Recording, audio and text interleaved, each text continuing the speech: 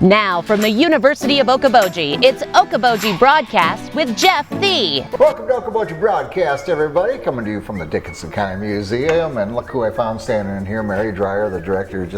She was just standing here, just like she was waiting for me to show up with a couple Actually, cameras. I was eating my sandwich when you came in, and I quickly had to check to see if I had lettuce in my teeth. But Yeah. Did you finish the sandwich all right? I did, actually. Okay, all right. Yeah. So we're good to go, Jeff. Well, I don't want you malnourished when we're trying to talk about history. No. But I do need to have an adequate amount of sugar in the system to do these well. So we're all set then? We're all set. Wonderful. And it's always a good day when you come in, Jeff. It's always fun. We find a way. And then I asked her, I said, what are we talking about today? And she said, it's a mystery. So I don't know what we're talking about. We're going to have to, Mary, are you going to clue me in here a little bit? Well, just a little bit. Jeff, we have the coolest things walk through our door. Unexpected treasures come through our door.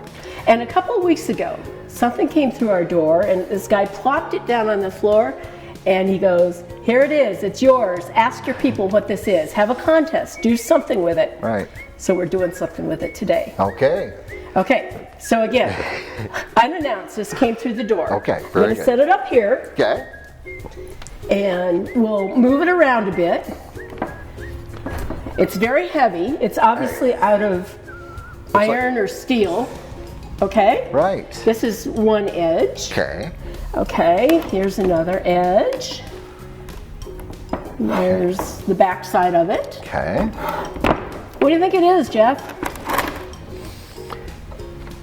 Almost like something that would be, and I could be miles off course here, but something that was tracks for something that, like a caterpillar, or was gears to something, or something that... Keep talking. That these notches here, something went in here, and maybe it And it did something. and it did something. Okay. Let me tell you that this was found by a fisherman on the bottom of the lake here in the area. He stepped on it and thought it was interesting, so he pulled it out. So he was out. So this was waiting. This was underwater. That was underwater, but he was waiting, and waders he or stepped however on they it. fish. Okay, all right. Yeah, So it wasn't does that give far you- out. No. Does that give you a clue? Maybe digging something like canals, or am I anywhere close? Or You're mildly close. You're closer than I'd be. can you imagine how bad I would have been at password? You know? Let me give you another Okay, clue. more hints. This was found near the bridge by the Come and Go here on Highway 71-9 in Okay. Spirit Lake. Okay, so I'm thinking over there. There's the landing for putting in boats there. You're getting cold. Okay, getting cold. So, of course, the bridge. You're looking at me with wishful eyes. Like, please tell me what it is. Well, okay, I can tell you something else. Okay. It was found, according to what I heard, kind of underneath the bridge. Something it looks too old to be something from a snowmobile. Yeah, I would say that. Yeah, okay. Think old. Old. Old. I mean, that was never a drawbridge, was it, by any... No, there were no Okay, drawbridges. so it wasn't any contraption or was it a contraption? I'm just going to go with that. It's one of these. Okay, no, it wasn't one of these. It was one of these. These, man, Mary. Have you ever heard the name Grandma Shear? Grandma Shear, for some reason rings a bell, but I can't tie I'm anything really putting into you it. on the spot today, and I don't mean to do that, but it's kind of fun. Oh, you're enjoying the heck out of this. I certainly am. Okay, Grandma Shear. Clue me in a little bit with Well, Grandma let me Shear. go back to more of the item, and then I'll tell more of the story. I asked the Wednesday group about this. Now, the Way Back When Wednesday group, these people know stuff. Right. I mean, they really know stuff. And they were kind of stumped until I told them where it was found. Okay. Okay? The bridge going on Highway 9 and 71. And has something to do with something going Yeah. like that. We believe, we don't know for sure. Okay. We believe that this was a part of the original turnstile for the swing bridge that was there. Okay, and that, I think I didn't ask my question very well. Was there I should have said swing bridge, I don't know. Right, but- drawbridges, we didn't have right, those here. drawbridge, No, just we this just, swing we bridge. didn't draw, we swung around here. Right, okay. Yeah. So possibly something for the swing bridge that, for boats to, For the I- steamboats, for the steamboats. at the time that this bridge was operational, the steamboats were a big deal. And they would go clear up to the north end of East Lake. Right. And so they had to get under that bridge. Well, they couldn't, so it was a swing bridge. Okay. Yeah, yeah. Very cool story. You know, this is what I love, that objects are portals to the story. Yeah. And portals to our connection. My connection with this is that when I was a little kid and we'd come up here, and my dad lived in Spirit Lake until he was 6, he would talk about Grandma Shear. And he would say that Grandma Shear ran the swing bridge. And I just remembered that. Yeah. And lo and behold, I find that Grandma Shear was a big deal. The swing bridge was a big deal. And my dad experienced that when he was a little kid. Well, sure. And, okay, so I'm trying to picture the steam ships coming through and going to the north end and then Grandma Shear, was it by hand? It was, and through the pictures that you'll be Okay, showing, all right. I'm you'll getting get to ahead see of some myself. pictures. Yes, Okay. you're jumping ahead. Go figure, go figure. But all 3 of the swing bridges that operated in this area, there were 2 between East Lake and West Lake. Right. One was the Highway 71 bridge. The other one was the railroad bridge, which is now the bike trail. Right. And if you look underneath that bridge, you'll see that the turnstile is still there in the water, like this. Is that right? Yeah. How many times have I gone? Yeah, well look, when you're going towards the east, look to your left, and you'll see it. That is probably one of the oldest structures around. I'll be darned. Yeah, You it's so cool. And I knew there was the swing bridge there for the railroad trestle there. I don't think I ever knew there was one for out here. I mean, it makes sense since the steamboats, I knew that, but I didn't put it all together. There was. And I'm sure that there were different operators through time. Yeah. But Grandma Shear was known for this. She was an older woman who obviously had to live near the bridge. Right. I don't know exactly where she lived, but it was near the bridge anyway. When a steamboat was coming down, it would toot its steam horn. Right. And she would go down to the bridge, and if there were any neighborhood kids around, which there often were because they really liked to do this, she had this big key. And from looking at pictures, the key was about, it was made out of like metal, steel pipes. Right. Okay, horizontally it was about this wide, and maybe about yay tall. Okay. Okay. And somehow this key connected to the gears. I don't quite understand that, Right. although I might be able to tell you more in just a second. Okay. And she and the kids would turn this, and it would open up the bridge so the steamboat could go underneath. Wow. Let me read you this little story. Okay, now, yeah, please. this is another thing that wandered into the museum about an hour ago. Timely. Timely. This was written by Rusty Furman, who was county engineer from about 1918 to 1962. Wow. Can you believe that? That when I think of all, the engineering for the county that would have gone on during that time, saw a lot of projects. No kidding. Yes. Well, his granddaughter brought this in this morning. A document, maybe 6-8 pages long, of his stories and his recollections of the area. And he just happens to have a recollection of this bridge. Sometimes I feel like I live right, because I knew I was going to talk about this today, but then here comes this article. Let me read it, Jeff. At this time, there was a swing bridge at the foot of Lake Street. Now, back in these days, Lake Street was the main street. It wasn't Hill Avenue, it was Lake Street. Oh, okay. And going east and west there. Going east and west, yes, yeah. Okay. The Board of Supervisors would hire a man to swing the bridge for one of the big boats to go through.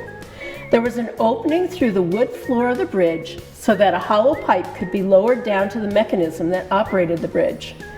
This pipe had a square end that would fit into a cog, and this cog would engage a cog on the turntable, so that by placing a pole through the top of the shaft could be turned round and round and thus open the bridge.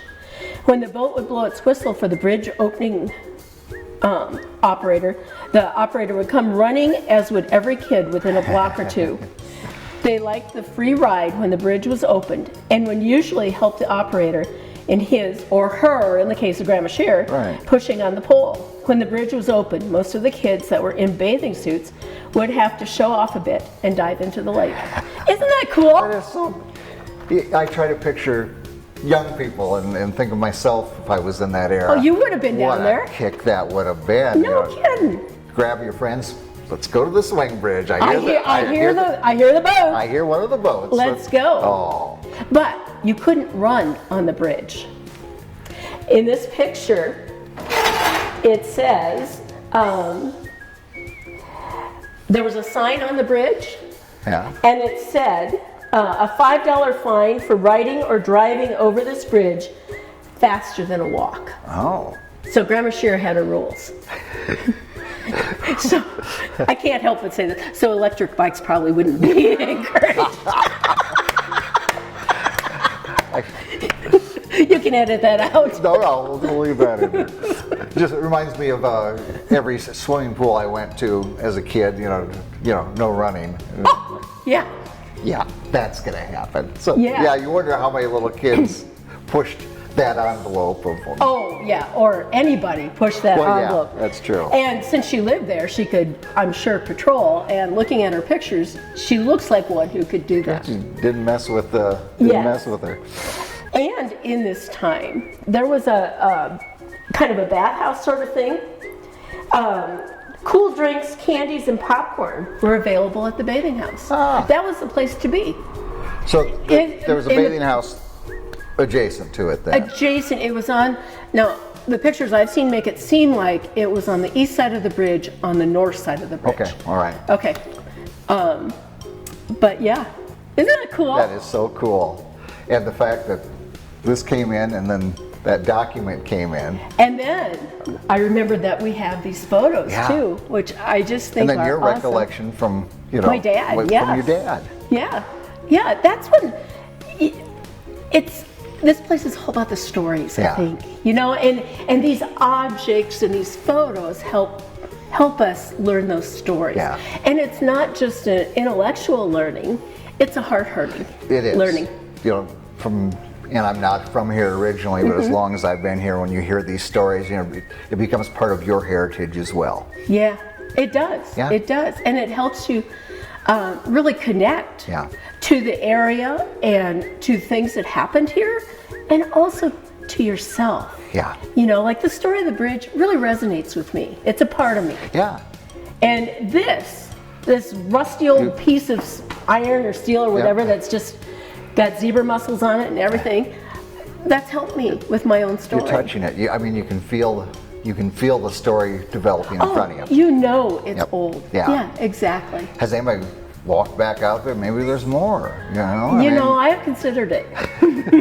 I really have. I can buy you some waders if you. Well, I do snorkel, but I don't think I'd be able to see much there. Lake should be clearing up now. It's getting Yeah, cooler. that's true. But the temp is going down, down, down, There's down. the other side of that. Yeah, that's true. Yeah. So. Hey, I've got something to show you too, Jeff. I'm going to take my mic off for just a second. Okay. If that's okay. That's all right. Run Because away we from me. need some community help on this. Oh, very good. Okay. Got it.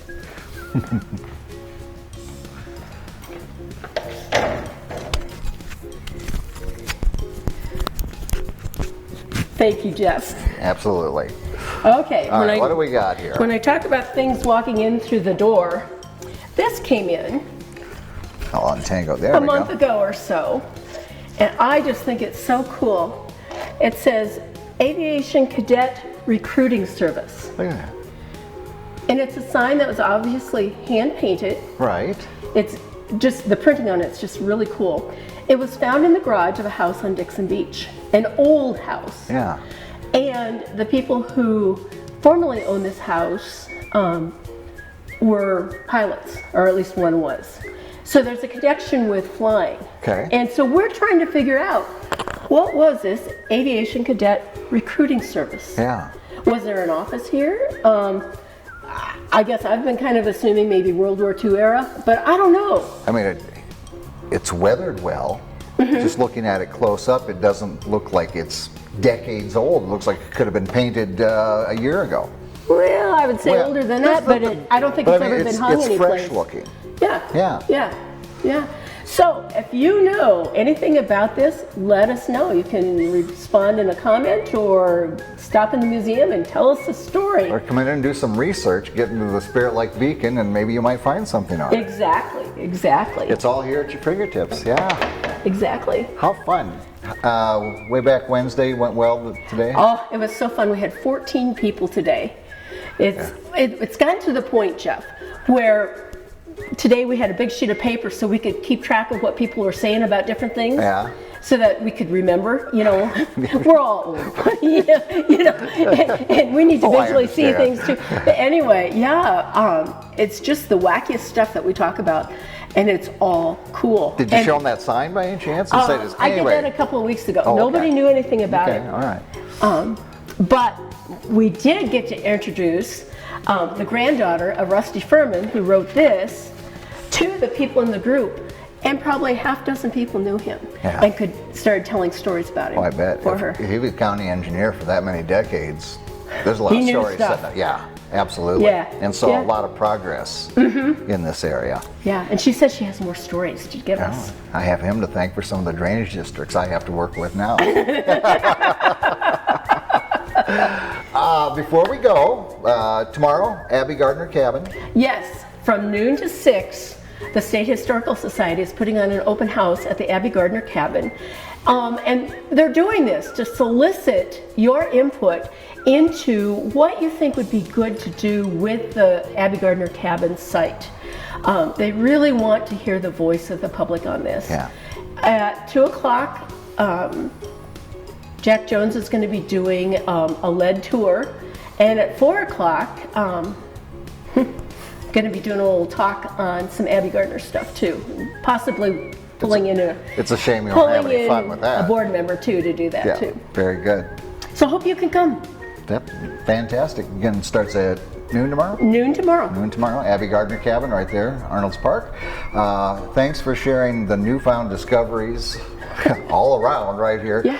New to us, but certainly not new to Dickinson County. No. That's for sure. All right, Mary, thank you for being here with us today. Thanks a bunch, Jeff. I always enjoy these. We have so much fun. We We do, and you can too. You stop in here to the Dickinson County Museum. We want to thank Mary for taking some time here with us. We would thank you for watching us right here on Okoboji Broadcast. Okoboji Broadcast from the studios at historic Arnold's Park Amusement Park is brought to you in part by the Scott Troutman State Farm Agency in Spirit Lake, Quest Wealth Management, a financial advisory practice of Ameriprise Financial Services, advisor Jan Spielman, AJ Spielman, and Erica Wachholz. The headquarters of the University of Okoboji is at the Three Sons, open Monday through Saturday 10 to 5 and Sunday from 10 to 4. Bank Midwest, dream big, plan wisely, live well. Lakes Regional Healthcare and Avera Partner. Ruthven Locker at the Lake, where carnivores are welcome on Hill Avenue in Spirit Lake. Beck Engineering in Spirit Lake. Be Radiant Laser Skin Studio in the Okoboji Plaza in Okoboji.